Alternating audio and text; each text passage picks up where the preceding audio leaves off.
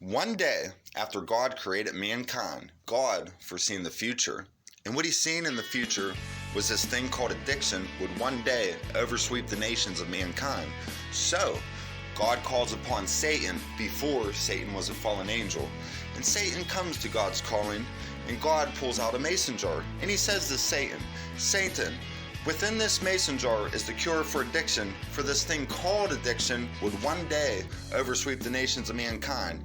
I need you, Satan, to take this cure and hide it on the earth so when the time is right that mankind will one day find the cure for addiction.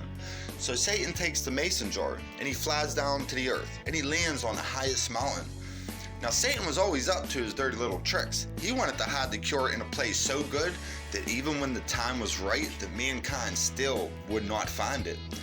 In the first place Satan looks is over the oceans, and he thinks to himself, I'll hide it in the oceans, they'll never look there. Then he thought to himself, he said no, because only one day mankind will swim to the depths of the sea to find the cure. That's too easy.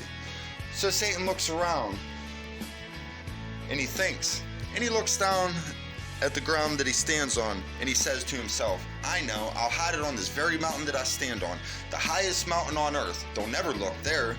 Then he thought for a moment, and he said no, because only one day mankind will climb the highest mountain on earth and find the cure for addiction. Even that's too easy.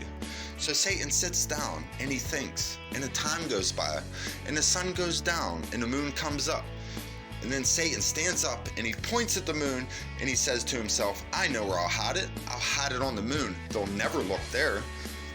And then he thought for a moment. He said, no, even that's too easy. For one day, mankind will only fly to the moon to find the cure for addiction.